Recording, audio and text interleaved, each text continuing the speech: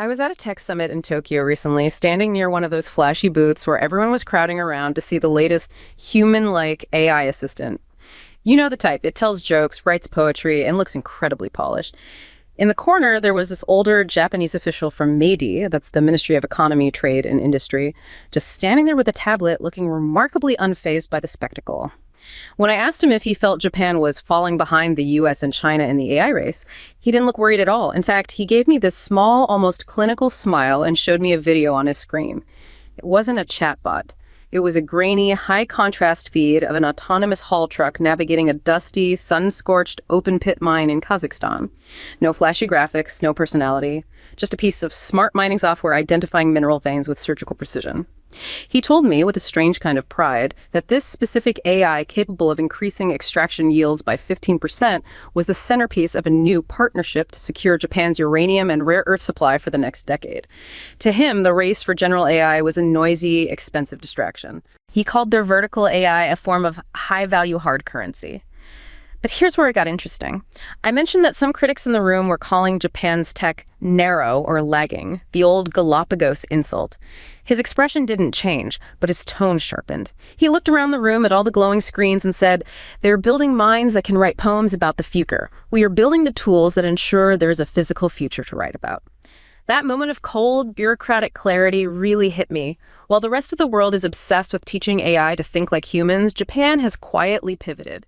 They've stopped trying to win the war for your smartphone, and instead they're using AI as a high-stakes bargaining chip to lock down the very minerals beneath our feet.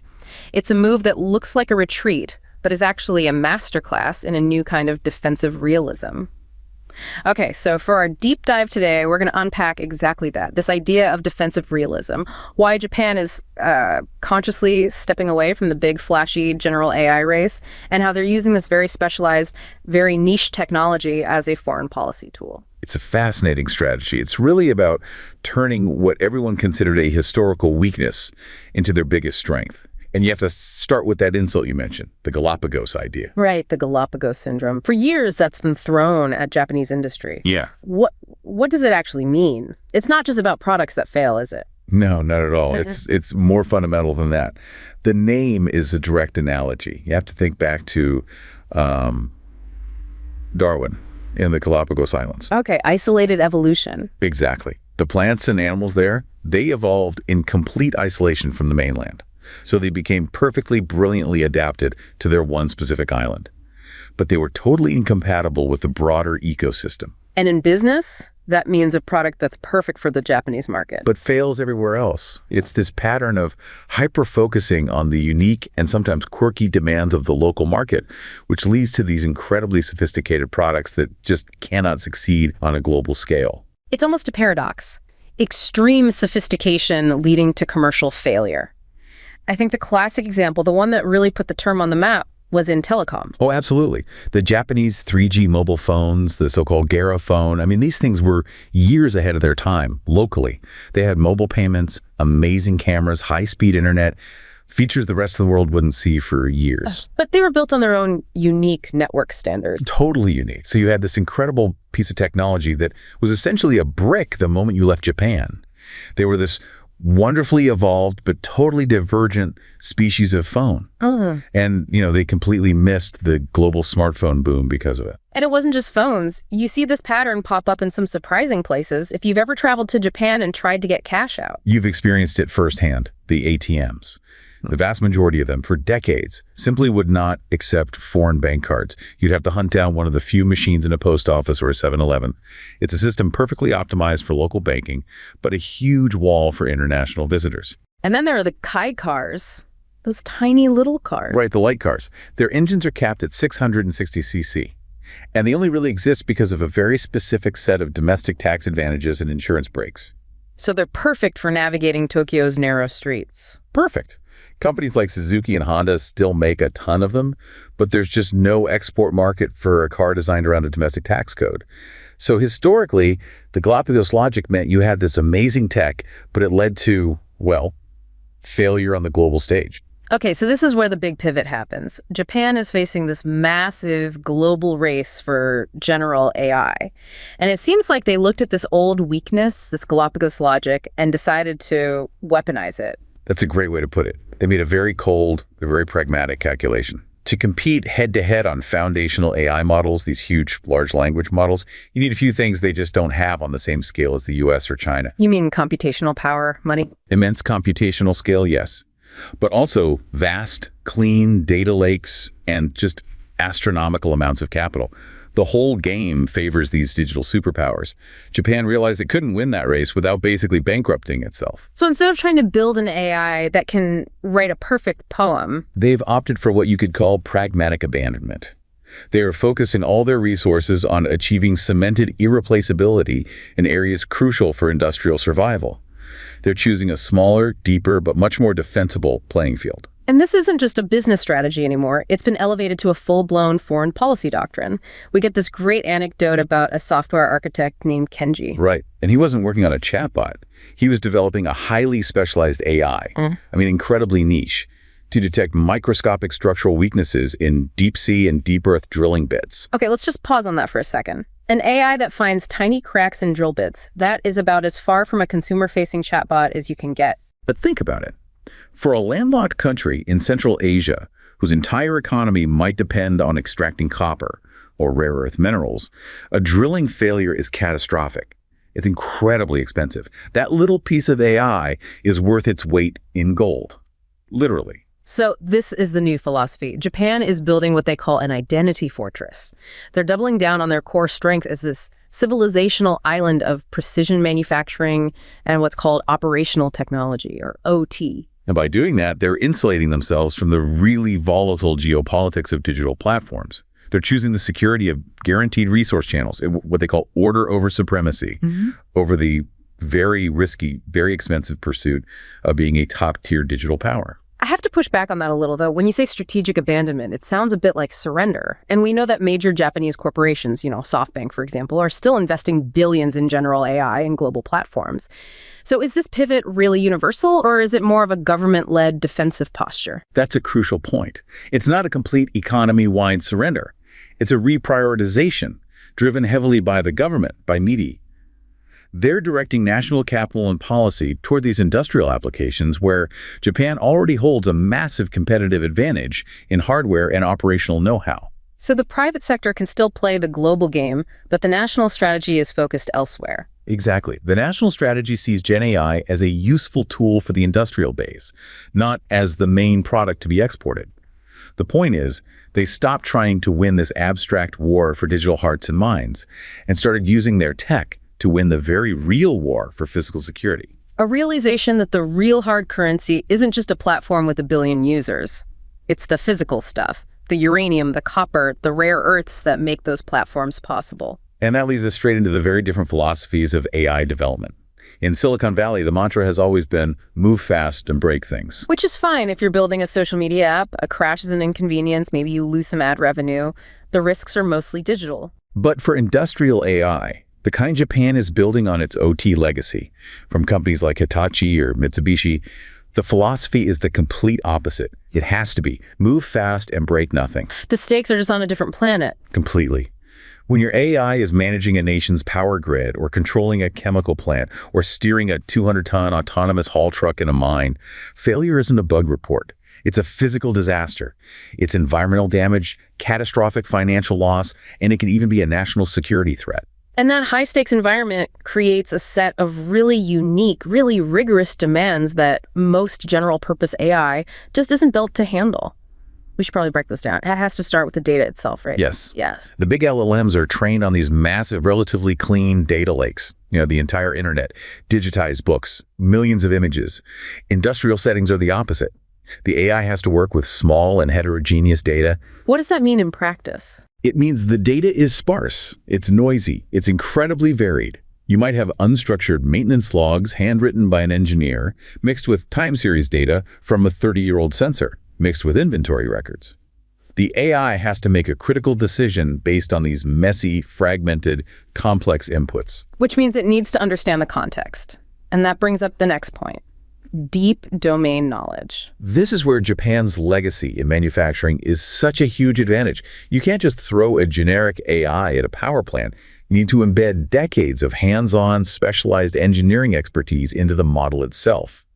If you don't, the AI will recommend things that are impractical or worse, dangerous. And it can't be a black box, which is a huge criticism of a lot of GenAI. For these industrial users, trust is everything, which means you need explainability. It's non-negotiable.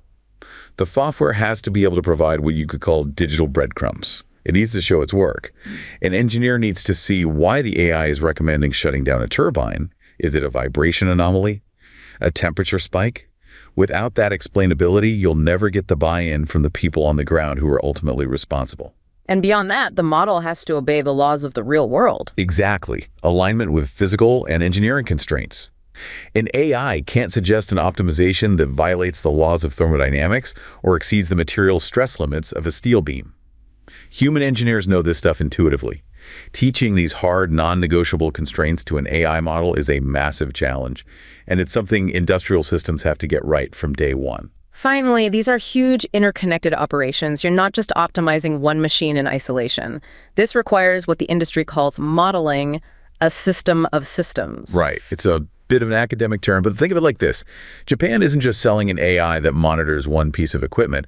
They're selling the entire digital nervous system for the whole operation. So the AI that predicts a maintenance issue on a conveyor belt is also talking to the scheduling system for the transport trucks and the energy management system for the entire facility. Precisely. It sees a problem and automatically adjusts everything downstream to compensate. It's that level of deep, specialized integration that makes these systems so powerful, and also why so many general AI pilots fail in the industrial world. They're just too horizontal. One CEO estimated something like 90% of GenAI pilots in these settings don't move into full production. They just can't show a clear ROI, or they're too hard to integrate. And that failure rate is exactly what turns Japan's specialized, boring industrial AI into what that media official called high-value hard currency. It's reliable, it works, and it solves very expensive real-world problems. Which brings us to the actual application on the ground, the smart mining and environmental monitoring AI being rolled out across Central Asia. This is where we see that power dynamic, the asymmetric technological dependency, really take shape. We hear this story from Bovyerjan, a mining supervisor in Uzbekistan. For years, his operation ran on, grit, experience, and old, often unreliable equipment. And that was replaced by what they called the Japanese ghost, a narrow, hyper-specialized AI that essentially runs the whole mine. It's not just automating tasks, it's optimizing everything. Energy use, equipment maintenance. And most importantly, resource identification. The numbers are staggering. This vertical AI can increase the yield of rare earth extraction by 15%. It can predict the grade of the ore with 90% accuracy before you even start drilling. For a country like Uzbekistan, that's a direct, massive boost to national revenue. It turns a struggling mine into a highly profitable one, almost overnight. And for Japan, this isn't aid. This is about creating that non-symmetric dependency. It's a simple concept. Japan depends on Central Asia for raw materials, yes. But Central Asia now depends on Japan for the unique technology to profitably extract those materials. They embed their proprietary OT and AI systems so deep into the core of the industry that replacing them becomes almost unthinkable. Exactly. It creates this powerful supply chain loyalty. Yeah. The cost of ripping out that digital nervous system, retraining everyone, risking huge drops in efficiency, becomes prohibitively expensive. It gives Japan this quiet, enduring leverage to secure its resources without ever needing to build a military base or apply overt political pressure. It's an incredibly sophisticated strategy, and it's all being formalized through this diplomatic framework, the Central Asia plus Japan dialogue, or CA plus JAD. This is the mechanism for making the Great Swap official policy. Right. And CA plus JD isn't new. It's been around since the post-Soviet era with the first ministerial meetings back in 2004. It was always Japan's way of maintaining a quiet, stabilizing presence in the region. But the summit on December 20, 2025 was different. It was a major escalation. A huge one. For the first time, the dialogue was elevated from the foreign minister level to the level of heads of state. So you have the Japanese Prime Minister, Samai Takeichi, sitting down with the presidents of Kazakhstan, Kyrgyzstan, Tajikistan, Turkmenistan, and Uzbekistan. That sends a very strong signal. It signals that this is no longer just about consultation. This is about cementing strategic, long-term, resource-focused partnerships at the highest possible level. And the central outcome of that summit was the announcement of the Central Asia plus Japan Tokyo initiative. The name sounds benign, like an aid program, but it's really an economic and geopolitical mission statement. Well, it's explicitly designed to diversify the industrial development of those countries. But let's be blunt about the subtext. This is a direct move to counterbalance China's overwhelming influence in the region. The elephant in the room? China's Belt and Road Initiative. Exactly. For the past decade, China's been the central economic player in Central Asia. They've poured hundreds of billions into massive infrastructure projects, roads, railways, pipelines that physically tie the region's economies to mainland China. This has created an immense structural dependence. So when Japan comes in with its commitment, was it $19 billion? Right. They're not trying to outspend China. That would be impossible. No, they're playing a different game. China builds the big general-purpose roads. Japan is coming in with a scalpel. They're offering this high-value, specialized technology as an alternative path to development. It's about positioning Japan as a third option, a different kind of partner. It gives those Central Asian states crucial leverage. They're no longer solely dependent on Beijing for investment in technology.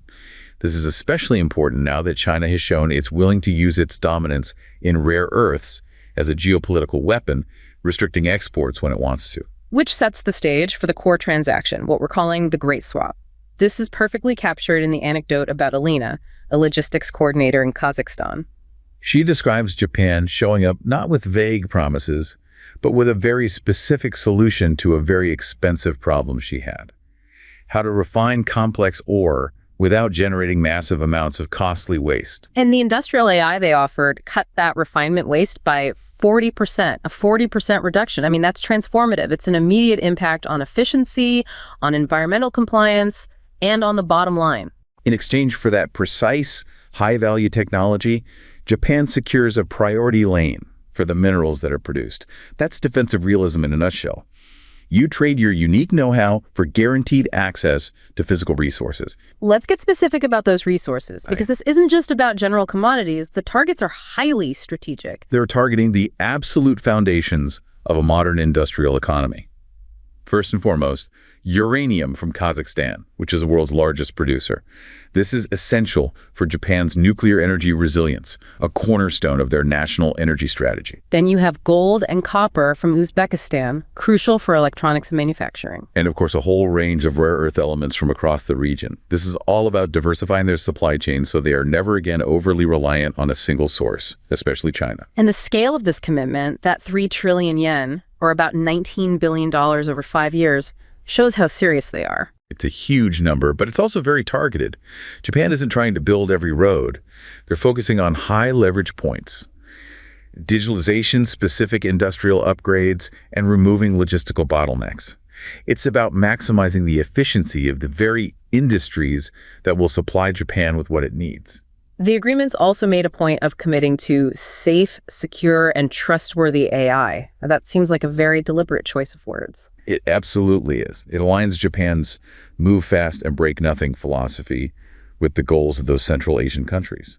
It frames Japan as a partner that provides reliable, sustainable technology, which is a very appealing alternative to some of the debt-trap diplomacy associated with other major infrastructure projects in the region. So the AI is the brain, the minerals are the prize, but none of it works if you can't physically move the materials. The whole strategy depends on infrastructure and connectivity. Which is why bolstering regional connectivity was a cornerstone of the agreement. Specifically, they committed to expanding cooperation on the Trans-Caspian International Transport Route, which is also known as the Middle Corridor. And we have to underline why the Middle Corridor is so geopolitically vital right now. It's vital because it explicitly bypasses Russia. The route runs from Central Asia, across the Caspian Sea, through the Caucasus, and into Turkey and Europe. So in the wake of the war in Ukraine, this is a non-negotiable security requirement. It ensures that the resources Japan is securing can actually get to market without being subject to the political whims of Moscow. It's a direct investment in strategic autonomy, both for Japan and for the Central Asian states themselves. And Japan's support here is very practical. They're funding things like state-of-the-art cargo inspection equipment at customs facilities and training local staff. It's about making the entire corridor faster, safer, and more reliable. Exactly. These are tangible, on-the-ground improvements that facilitate the flow of those high-value resources. The specific agreements with Kazakhstan really serve as a perfect case study for this whole layered strategy. Yes, Kazakhstan is pivotal, especially because of the uranium. So the bilateral agreements focused heavily on energy transition and resource security.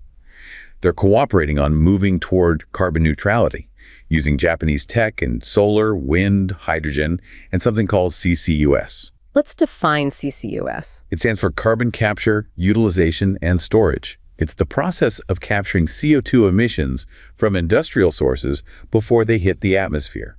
By offering this advanced environmental tech, Japan positions itself as a long-term responsible partner, not just an extractor. And the nuclear technology cooperation is obviously central to the whole deal. Absolutely. They're exploring joint work on small modular reactors, or SMRs, which are key to Japan's own future energy plans. They're also cooperating on advanced reactors and research. This deep technical entanglement is what solidifies the long-term partnership and guarantees the uranium supply. And they explicitly link this high-level energy cooperation back to the on-the-ground tech, confirming the use of that smart mining plus AI we talked about earlier. Right. And it's framed very carefully. It's not just for efficiency. It's for sustainability, conscious development planning, and mine environment management. It's all part of differentiating themselves from competitors who might be seen as less concerned with long-term environmental stewardship. This entire strategy, at its core, is built on something the digital superpowers can't easily replicate: Japan's deep, century-long corporate history in industrial equipment and operational technology. That corporate foundation is the key. You have companies that have been building things like advanced transformers and high-speed trains for generations. That base of expertise provides the perfect launching pad for what we could call industrial AI 2.0. Okay, so if IAI 1.0 was the foundation, how is 2.0 different? IAI 1.0 was primarily about optimization, using sensor data to predict when a machine would break, detect anomalies, fine-tune a process. Think of it as the sensor in your car that tells you your oil pressure is low. It's preventative. And 2.0. Industrial AI 2.0 takes the new power of generative AI, but it uses it as a tool to serve that industrial core. GenAI isn't the final product. It's an accelerator for the industrial value chain. So instead of writing poems, it's helping design a better turbine blade. Precisely. It helps engineers with product design. It optimizes complex procurement and supply chain logistics. It can even write the specialized OT code needed to run the machines. It's the intelligence layer that makes the core precision manufacturing of 1.0 even more efficient and powerful. It's this integrated approach that explains why that global AI manufacturing market is set to explode, from around $3 billion to over $20 billion by 2028. Japan is perfectly positioned using its Galapagos logic to dominate that very specific, very high-stakes part of the market. And we circle all the way back to the beginning of this deep dive. Japan's move away from the chaos of digital platform geopolitics to secure its physical foundations. It really is the definition of brutal pragmatism. It's the ultimate act of defensive realism. They're establishing economic deterrence through a very quiet digital dependency. They're trading this indispensable technology for a guaranteed flow of resources. Japan looked at the noise and expense of the GenAI race and chose the cold, clear logic of a secure supply chain. They chose order over supremacy. And while the rest of the world is busy teaching AI to write about the future, Japan is quietly building the tools to make sure that future has the physical foundations it needs to exist.